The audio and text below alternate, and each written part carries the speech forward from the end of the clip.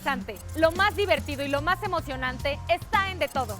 Yo soy Alexia y hoy conoceremos el Centro Cultural Universitario Tlatelolco, un lugar que conjuga arte e historia al norte de la Ciudad de México. ¡Comenzamos!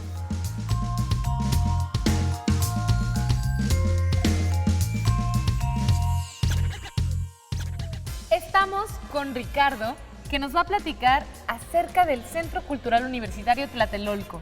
Platícanos, ¿cómo nace el Centro Cultural? Bueno, el Centro Cultural es una dependencia de la Universidad Nacional Autónoma de México. Nos encontramos aquí en el inmueble que antes pertenecía a la Secretaría de Relaciones Exteriores.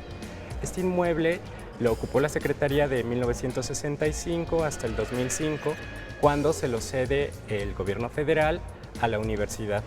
A partir del 2007 es cuando se inaugura el Centro Cultural y ocurre una serie de procesos de apertura a través de sus espacios expositivos y la oferta cultural que va a brindar a partir de ese momento a toda la población, sobre todo del norte de la Ciudad de México. ¿Y qué espacios son estos? Bueno, contamos con 4 espacios expositivos.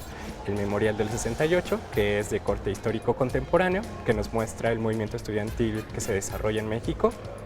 El Museo de Tlatelolco, que es un museo de sitio de corte histórico precolombino, al igual que la colección Stavenhagen. Por otra parte, tenemos la sala de colecciones universitarias, donde vamos a tener actualmente el proyecto de Museo Expuesto. Es un proyecto que intenta mostrar al público los procesos museológicos de la mano de la colección de artes visuales de la UNAM.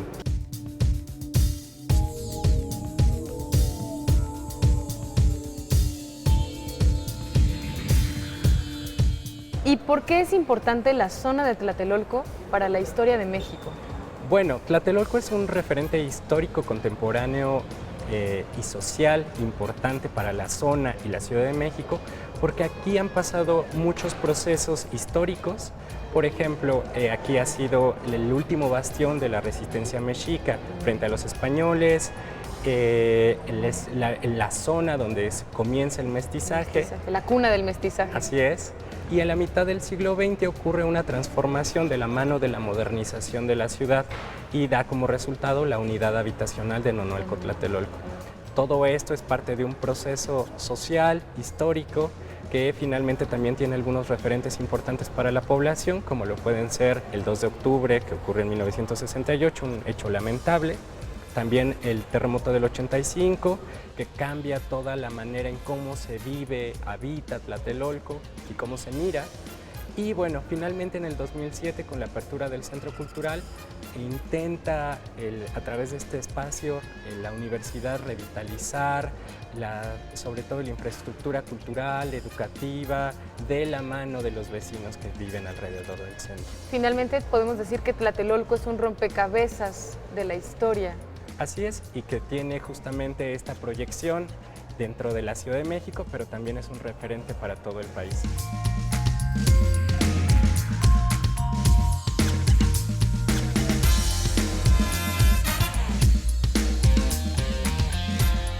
Vamos a conocer el Museo de Sitio de Tlatelolco, que justamente Tlatelolco significa montículo de arena.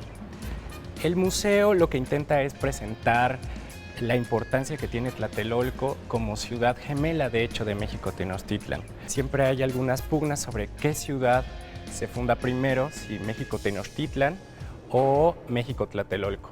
Recordemos que también es la misma familia, los mexicas, llegan a la cuenca del Valle de México y se dividen por diferentes pugnas y unos hacen posible una ciudad en Tenochtitlan y otra en Tlatelolco. Los mexicas tlatelolcas. Así es. Y bueno, Ale, pues vamos a conocerlo. Vamos.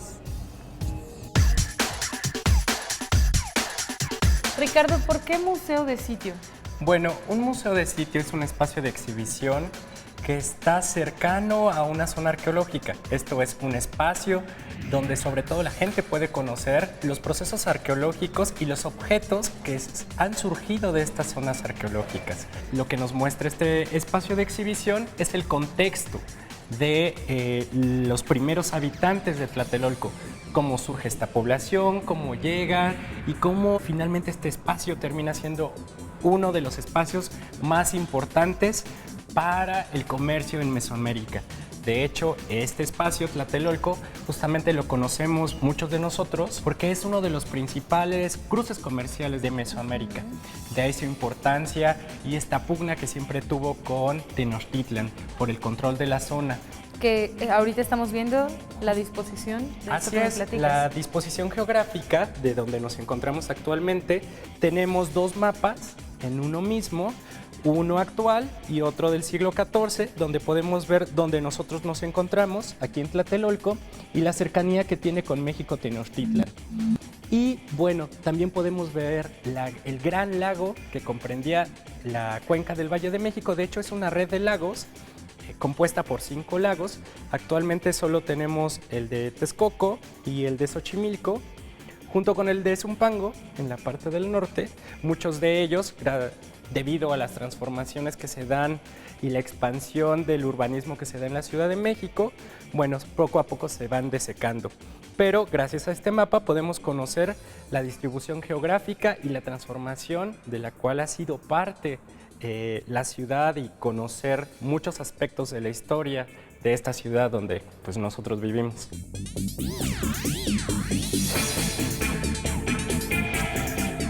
Y justamente si miramos enfrente podemos apreciar la zona arqueológica que depende del Instituto Nacional de Antropología e Historia. Este es el espacio ceremonial de México Tlatelolco y si puedes observar la iglesia de Santiago Apóstol, puedes ver que tienen mucha similitud el material de construcción porque de hecho con las mismas piedras del espacio ceremonial se hizo la iglesia.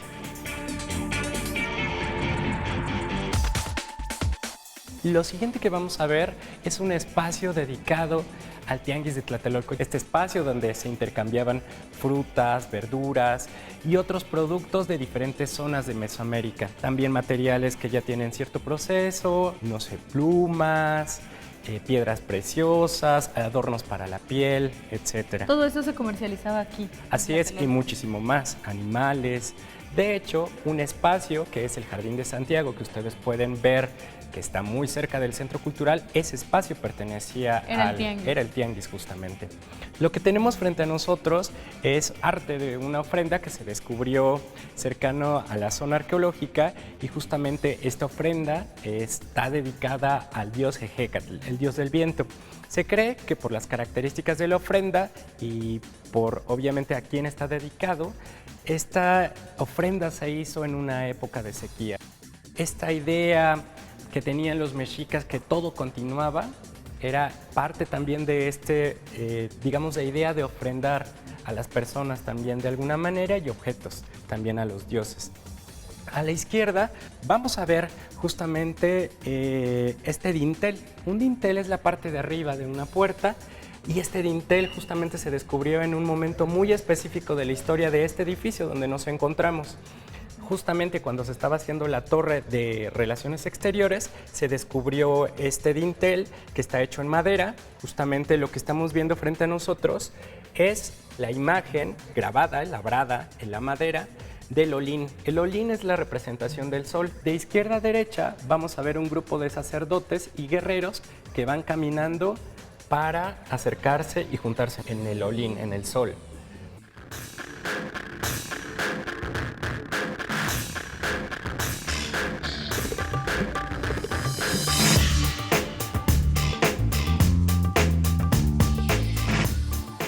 Esta parte, lo que vamos a ver a continuación, son una serie de augurios, es parte de las leyendas que justifican mucho, de alguna manera, la llegada de los españoles. En ese sentido, ellos intentaron mantener estas leyendas para decir, miren, ya nos estábamos aproximando, así que ya estaban sobre aviso un poco a los mexicas. Parte de las creencias que tenían los mexicas, que cuando veían un hecho sobrenatural, creían que iba a pasar algo malo. Por ejemplo, el paso de un cometa o inexplicablemente se incendian algunos templos, hay una subida del nivel del lago importante, se inundan algunas zonas, hay una mujer, no sé si recuerdes tal vez alguna leyenda que decía que una mujer lloraba por sus hijos en la noche. La Llorona. Tiene que ver con esas leyendas que se mantuvieron hasta la llegada de los españoles. Y hablando de los procesos con los españoles, pues de cómo es este choque cultural, y sobre todo también a este proceso de mestizaje, pero eso lo vamos a descubrir en la siguiente sala del museo. Vamos a verla.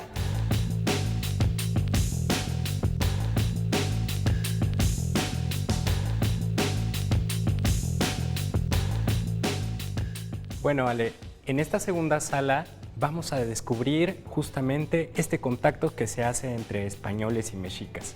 Es muy importante describir cuáles son las características de este contacto y los procesos de mestizaje que surgen a partir de ese momento. También vamos a ver los procesos históricos y sociales que se derivan a partir de todo este contexto, sin olvidar el entorno acuático en el cual toda esta historia se va a desarrollar.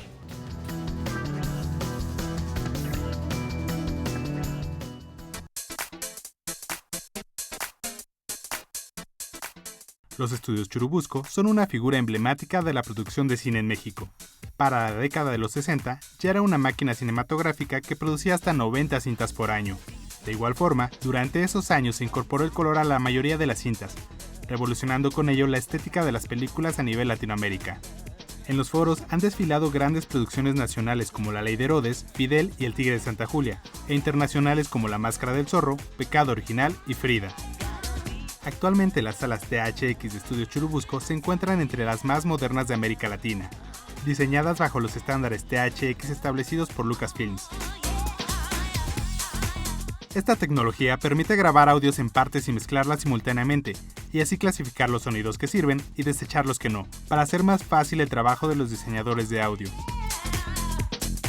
Dentro de las instalaciones de Estudios Churubusco se encuentra una de las salas única en su tipo, el Laboratorio de Revelado y Corte Sincrónico, que al paso de los años ha cobrado fama por la calidad de sus trabajos. Es un lugar en donde se recupera el material de acervo fílmico con un proceso de restauración física, es decir, poner parches en los lugares que tienen cortes o están rotos. Después se introducen a una nueva lata. Esta lata cuenta con un sistema de ventilación que permite que la cinta se pueda conservar y evitar una degradación llamada síndrome de avinagramiento. Este síndrome provoca el desvanecimiento de la imagen en la cinta. Gracias a los laboratorios de Estudio Churubusco se ha podido recuperar cientos de películas, videos musicales y comerciales, entre otros. Ale, en esta parte vamos a descubrir este mapa. Este mapa es el llamado Plano de Cortés. La idea era mostrar a la corona de Carlos V qué es lo que se acababa de descubrir. Lo interesante de este mapa es la representación de la ciudad de Tenochtitlan y de Tlatelolco, la cuenca del Valle de México, descrita a través de esta imagen. Lo interesante es que es una representación eminentemente europea. Por ejemplo, en el centro lo que podemos apreciar es el Templo Mayor, pero la característica es que está descrito y ejemplificado como un castillo medieval. Esto es algo muy interesante. Al igual que las casas que están alrededor, podemos describirlas como si fueran casas de estilo medieval europeo, porque finalmente, al tratar de llevar esta idea para que una persona europea de ese momento lo entendiera, pues tendría que verse ejemplificada o descrita a partir de elementos europeos. Pero es muy interesante cómo este mapa lo que está representando es una antigua ciudad precolombina.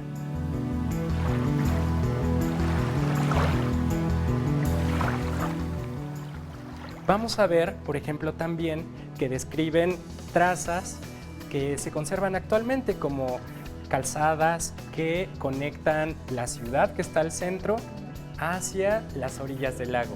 Podemos ver, por ejemplo, calzadas que llevan hacia Azcapotzalco o que llevan a el adoratorio que en este momento describimos como Tepeyac, pero en ese momento estaba dedicado a la diosa Tonantzin.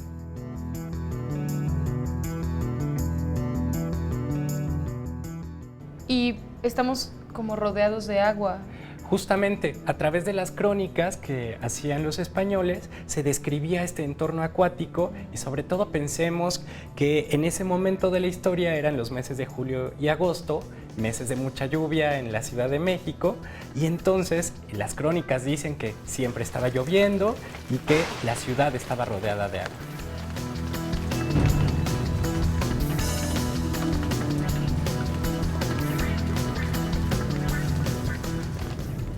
Vamos a ver una pantalla muy interesante que va a describir el entorno geográfico y más sobre la historia del Imperio Mexica y el contacto con los españoles.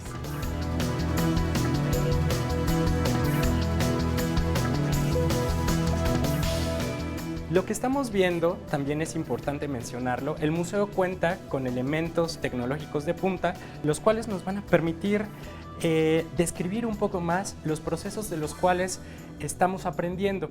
Tenemos pantallas táctiles, videos y sobre todo soportes didácticos para que nuestros múltiples visitantes comprendan cuál es el proceso histórico, social, cultural y político de esta zona. Por ejemplo, tú puedes tocar alguno de los números y se irá activando.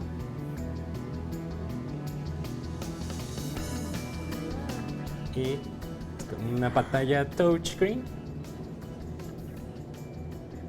que te muestra con más información los procesos de resistencia que se irán dando al menos aquí en Tlatelolco y en Tenochtitlan.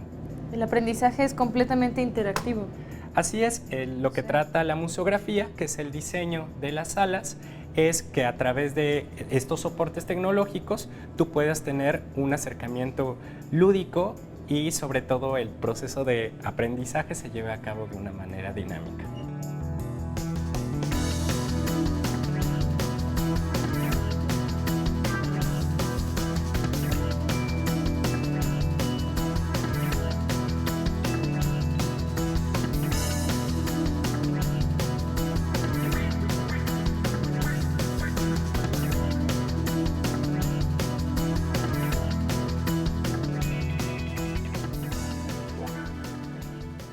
En esta parte, Ale, lo que vamos a ver son los procesos tecnológicos que realizan los mexicas. Lo importante es describir un poco, por ejemplo, a través de este elemento, cómo se le intentaba ganar tierra al agua.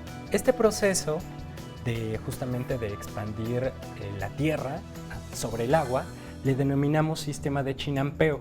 El sistema de chinampeo consiste en, a través de los árboles, volverlos estacas, enterrarlos en la tierra y en el agua y comenzar a hacer una trama de estos árboles. Luego se van amarrando con mecates, se comienza a hacer una base de cestería y posteriormente el fondo del lago comienza a montarse en esa base. Uno a uno los elementos irán dando estabilidad hasta formar un bloque que no flote de tierra. Esto es importante porque estos bloques de tierra son muy fértiles y permiten y generan muy buenos productos de agricultura. En el siglo XIX, lo que podemos ver a través de esta fotografía es justamente que se mantiene este proceso y de alguna manera tú también lo puedes observar en Xochimilco actualmente, donde el sistema de chinampeo se mantiene.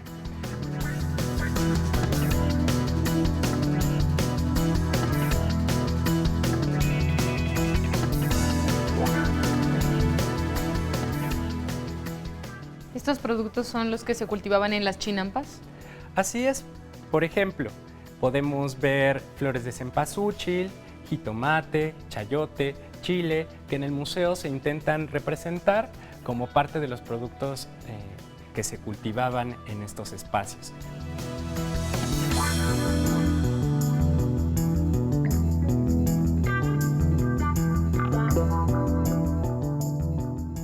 Iremos descubriendo también la riqueza en flora y fauna que se tenía en el Valle de México. Esto es gracias a los códices que se escribieron en ese momento y que, bueno, fue escrita en este caso por los mexicas tlatelolcas. Y lo que podemos ver en este pequeño fragmento del Códice Florentino es parte de la fauna de esta zona de la cuenca del Valle de México. Por ejemplo, lo podemos observar coyotes, lobos, armadillos y, bueno, serpientes y un sinfín de animales que pueden describir la fauna de este lugar.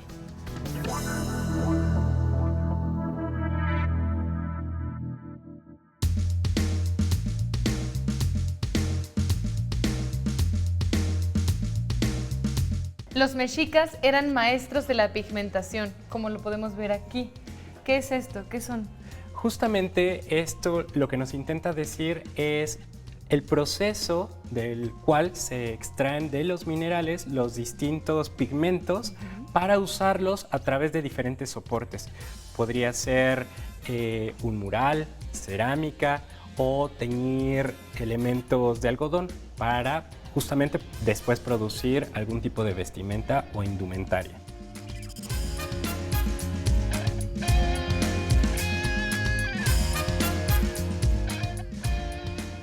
Arriba tenemos cerámica con pigmento azul en la parte superior. Los pigmentos pueden ser minerales, pero también hay otros de origen animal o vegetal. Es importante describirlo. ¿Cómo fijaban los colores, por ejemplo, en los frescos? Bueno, hay diferentes procesos. Uno de ellos podría ser, no sé, la base a partir de moler conchas que vienen del mar, de diferentes animales. Luego se hace una base con ese producto molido y luego se comienza a pigmentar al fresco. Justamente esa técnica se denomina fresco y bueno, es sobre todo utilizada en el sureste mexicano. Y bueno, también puede tener otros soportes justamente esta pigmentación y lo interesante es los colores que aún se mantienen hasta la actualidad. Recordar también que finalmente muchas de las ciudades y zonas arqueológicas que nosotros visitamos pues tienen el color de la piedra que nosotros observamos, pero lo interesante es que la mayoría de ellas estaba coloreada, sobre todo las zonas rituales, las zonas religiosas. Es importante tomarlo en cuenta. Sí, nosotros las vemos y pensamos que siempre fueron grises, que eran solo de piedra, pero exacto, no. Pero realmente tienen una riqueza sobre todo en el color, que bueno, que forma parte de los rituales que tienen en ese momento cierta sociedad en ese momento. Y hablando de la mexica, pues no se queda al lado, tiene toda esta riqueza en la arquitectura. En esta parte lo que estamos observando es un textil y varios de los textiles que se muestran justamente están hechos con distintos procesos, pero aquí podemos tener y ver los usos. Por ejemplo, podemos ver este uso que es para un telar o podemos también ver cómo se hacían los hilos. Con este pequeño cajete se comenzaba a dar vuelta para poder hacer los finos hilos con el cual podemos ver que se utilizaron para hacer este pequeño textil que se conserva actualmente. ¿Es original? Así es. Y bueno, el textil, finísimo. Al igual que la madera y algunos elementos orgánicos, son muy difíciles de conservar, pero bueno, gracias a los procesos de restauración y conservación que se tienen y sobre todo a los cuidados que se tienen en los museos, es posible que nuestros visitantes lo sigan disfrutando y conociendo.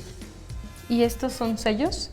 Así es, los sellos tenían una función ritual importante y justamente en distintas festividades se utilizaban como ornamento sobre la piel. Es importante mencionarlo porque también como parte de estos otros ornamentos, como pueden ser los besotes, las expansiones, las narigueras, eran una forma de embellecer el cuerpo para múltiples rituales o simplemente eran, o más bien de manera compleja, formaban parte de la indumentaria y describían la personalidad, a qué se dedicaba, la posición social de la persona que los portaba. Muchas gracias, Ricardo. Definitivamente este es un lugar que hay que visitar. No olvides dejar tus comentarios en nuestras redes sociales, Facebook y Twitter. Y si te perdiste el capítulo de hoy, puedes verlo en nuestro podcast de iTunes y nuestro canal de YouTube. Yo soy Alexia y esta fue una aventura más donde descubrimos de todo.